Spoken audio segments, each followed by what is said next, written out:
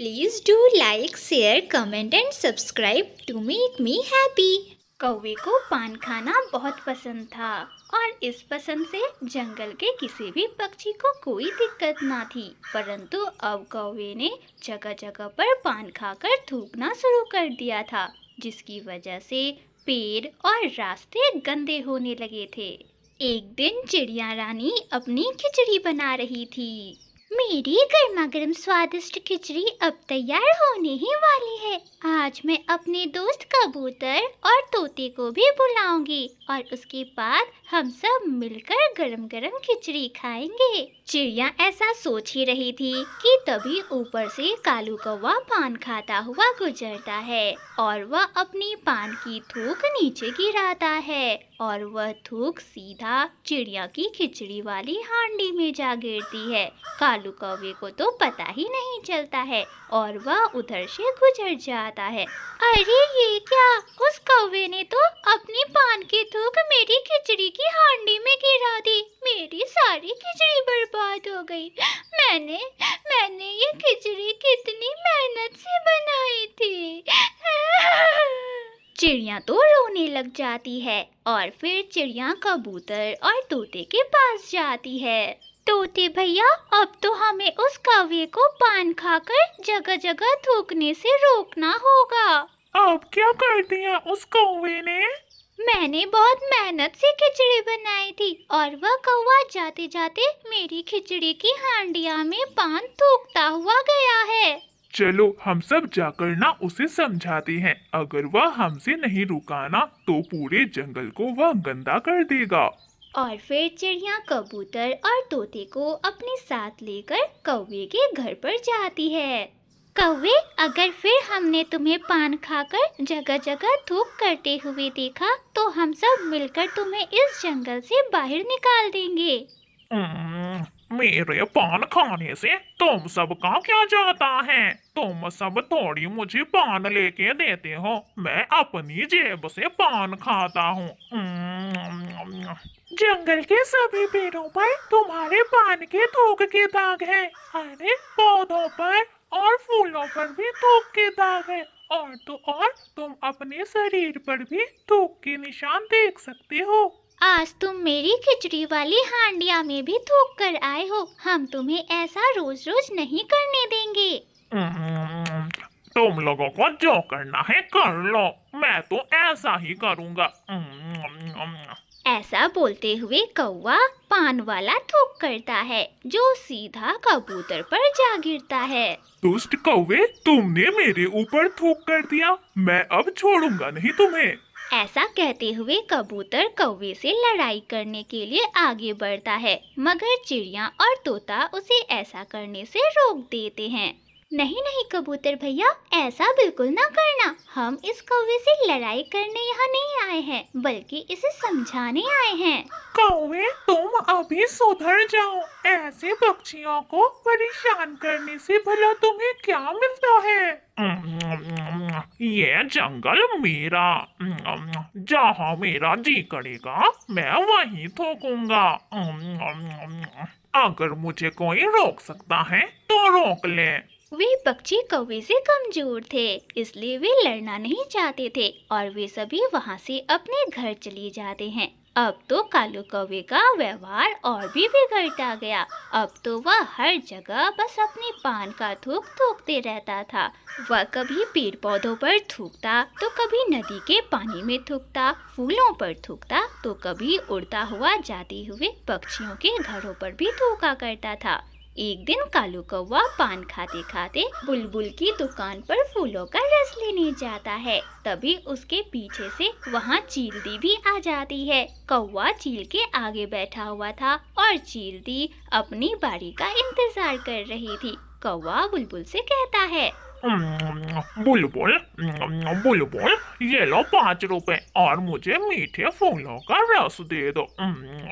जगह जगह थूकना अब कौवे की आदत बन चुकी थी और वह बिना देखे ही पीछे थूक देता है और वह थूक सीधा चीलदी के मुंह पर जा गिरता है।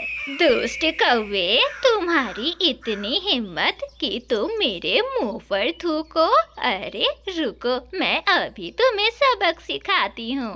ऐसा बोलते हुए चील कौवे के ऊपर चढ़ जाती है और उसे मारने लग जाती है। शोर सुनकर जंगल के सभी पक्षी वहाँ इकट्ठे हो जाते हैं। मुझे बचाओ, मुझे बचाओ, मेरी बाप की तौबा, मैं अब कभी इधर उधर कभी पान खाकर नहीं थूकूंगा, बस मुझे कोई चील से बचा ले।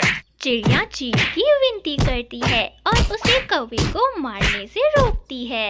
अगर ये दोस्त यहाँ आकर मुझे रोकते नहीं ना तो कौवे, आज तो मैं तेरी जान ही ले लेती। दोस्तों देखो, इस दुष्ट कौवे ने मेरे मुंह पर थूका है।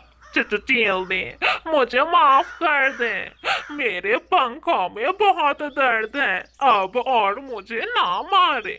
चील दी, अब मैं कभी पान नहीं खाऊंगा, अगर खाऊंगा भी तो कभी इधर उधर नहीं फेंकूंगा, मुझे माफ कर दे। तभी वहाँ कबूतर बोलता है, कौवे, सभी पक्षी कबूतर जैसा नहीं होते, कोई कोई चील जैसा भी होते हैं जो माफ नहीं करते बल्कि सजा देते हैं। और फिर कालू कौवा सभी पक्षियों से माफी मांगता है और कभी पान ना खाने का वादा भी करता है। दोस्तों, जगह जगह थूकने से वातावरण प्रदूषित होता है और तरह तरह के कीटाणुआं जन्म लेती है, जिससे हमारे स्वास्थ्य पर भी असर पड़ता है। इसलिए हमें जगह जगह थूक नहीं करनी चाहिए और अपने वातावरण को साफ सुथरा रखना चाहिए। आपको अगर यह कहानी अच्छी लगी तो इस कहानी को लाइक जरूर करना। गुड़िया बेटी, किसी से भी कोई चीज लेकर नहीं खानी और ना ही किसी अजनबी पक्षी से बात करनी है। मम्मा, अगर कोई जानने वाला पक्षी हो तो फिर क्या करूँगी? अगर कोई जानने वाला भी हो तो फिर भी उसके साथ कहीं नहीं जाना है, सीधा स्कूल से वापस घर ही आना है। पता है, स्कूल से घर आते समय एक पक्षी गायब हो गया था। कालू जी, छुट्टी का वक्त हो गया है, जल्दी करो। रुको रुको, मैं बच्चे डालने वाला थैला ले लो और तुम कैंडी उठा लो। दोनों दुष्ट कौवे अपने घर से बाहर निकलते हैं और उड़ते हुए स्कूल से आते समय रास्ते में एक वीरान जगह पर जाकर बैठ जाते हैं। कालू कालू, वो देखो, बुलबुल का बेटा आ रहा है, यह तो बहुत आसान शिकार है। जैसे ही बुलबुल का बेटा उन कौवों के पास आता है, गोरी कौवी उसे कैंडी दिखाती है। आओ बुलबुल के बच्चे, यहाँ आओ आओ, ये कैंडी ले लो। छोटा पक्षी छोटा बुलबुला वहाँ आ जाता है। आंटी, एक कैंडी मेरी मम्मा के लिए भी दे दे। ये कैंडी ना तुम जल्दी से खा लो, फिर मैं तुम्हें ऐसी ही 5 कैंडीज और दूंगा। बुलबुला जैसे ही उस कैंडी को खाता है, वह खाते ही बेहोश हो जाता है। कालू कौवा बुलबुले को जल्दी से अपने थैले में डाल लेता है और दोनों कौवा और कौवी वहाँ से भाग जाते हैं। चील दी, एकदम ताजा माल है, नरम नरम मांस खाओगी तो हमें ही याद करोगी। मैं भी कौवी अपना वादा पूरा करूंगी। इसमें बोरी भरकर 1 बोरी मकई के दाने हैं, जाओ पूरे महीने भर का राशन है, ले जाओ, पूरे महीने मजे करो। ये सुनकर कौवा और कौवी खुश हो जाते हैं। चील दी, अगर कोई और पक्षी मिला तो क्या उसे ले आए? जब भी मेरे लिए पक्षी लेकर आओगे, बदले में 1 थैला भरकर दाने का मिलेगा। और फिर गोरी और कालू वहाँ से चले जाते हैं। चिड़िया बहन, मेरा बेटा वापस घर नहीं आया है, ना जाने वह कहाँ चला गया है। बुलबुल रोती हुई चिड़िया के पास जाती है। बुलबुल बहन, अभी कुछ महीने पहले ही मैना का बेटा भी गायब हो गया था, पता नहीं हमारे जंगल में ये क्या हो रहा है। उतने में कबूतर दौड़ा दौड़ा बुलबुल के पास आता है। बुलबुल बुलबुल, देख कर पहचानो, ये पंख किसका है? बुलबुल तो देखते ही अपने बेटे का पंख पहचान लेती है। ये पंख तो मेरे बेटे का है। मेरे बेटे को किसी जालिम ने मार दिया मेरे बेटे को। ये पंख मुझे वीरान जंगल के पास मिले हैं। शायद किसी पक्षी ने आपके बेटे को मारकर खाकर उसके पंखों को वहीं फेंक दिया होगा। कौवा और कौवी को तो मुफ्त में भोजन मिल रहा था, इसलिए अब वे रुकने वाले नहीं थे। अभी 5 दिन ही गुजरे थे कि कालू कौवा और गोरी कौवी फिर से थैला और कैंडीज लेकर स्कूल वाले रास्ते में जाकर बैठ जाते हैं। कालू, ना जाने क्यों आज मुझे बहुत डर लग रहा है। अगर पकड़े गए तो जेल हो जाएगी। दिल बड़ा करो, मुफ्त का भोजन खाना भी कोई आसान काम नहीं है। वो देखो, आ गई चिड़िया की बेटी। गुड़िया भी उड़ती हुई उन कौवों के पास आ जाती है। गुड़िया बेटी, कैंडीज लोगी?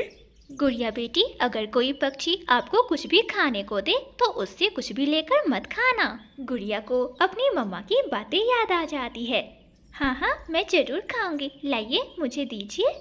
कालू जी, यह तो बहुत पागल चिड़िया है, बहुत जल्दी फंस गई हमारे जाल में। लो छोटी चिड़िया, जल्दी लो, ये कैंडी तुम खा लो। गुड़िया चिड़िया उन कौवों से कैंडी लेती है और उस कैंडी को खाने की बजाय पीछे फेंक देती है और झूठ का मुंह हिलाने लगती है। ये कैंडी तो बहुत स्वादिष्ट थी। और फिर गुड़िया चिड़िया झूठ मूठ का बेहोश होने का नाटक करने लग जाती है। कालू जी, जल्दी से उठाओ इसे और थैले में डाल लो। और फिर कालू कौवा गुड़िया चिड़िया को बोरी में डालकर दोनों कौवा और कौवी वहाँ से निकल पड़ते हैं। गुड़िया चिड़िया बोरी के एक सुराख से बाहर देख रही थी। जैसे ही कौवा और कौवी पक्षियों के घर की तरफ से उड़ते हैं, गुड़िया चिड़िया शोर मचाने लगती है। बचाओ बचाओ बचाओ मुझे, ये कौवे मुझे किडनैप करके ले जा रहे हैं, बचाओ मुझे। तभी वहाँ चिड़िया, तोता और कबूतर और जंगल के अन्य पक्षी भी इकट्ठा हो जाते हैं। दिखाओ हमें, जल्दी से इस थैले को खोलो, जल्दी करो। कालू कौवा डरते डरते जैसे ही थैला खोलता है कि अंदर से गुड़िया बाहर निकल आती है। मम्मा, ये है वे दुष्ट कौवे जो छोटे बच्चों को किडनैप करते हैं। छोटी चिड़िया, तुम तो कैंडी खाकर भी बेहोश नहीं हुई। क्योंकि मैंने कैंडी खाई ही नहीं थी, मैंने तो कैंडी झाड़ियों में फेंक दी थी। मम्मा चिड़िया अपनी बेटी को गले से लगा लेती है। पुलिस, जल्दी आओ, बच्चों को किडनैप करने वाले पक्षी पकड़े गए हैं, जल्दी आओ और इन्हें ले जाओ। और फिर पुलिस वैन लेकर आती है और कालू कौवा और गोरी कौवी को पकड़कर उस वैन में डालकर उन्हें ले जाती है। मेरी बेटी बहुत अक्लमंद है, मेरी बेटी ने बुराई को अंजाम तक पहुंचा दिया। और वे सभी पक्षी बहुत खुश होते हैं और वे दोनों दुष्ट कौवे सारी उम्र जेल में कैद रहते हैं। प्यारे दोस्तों, अगर आपको यह कहानी अच्छी लगी तो इस कहानी को लाइक करना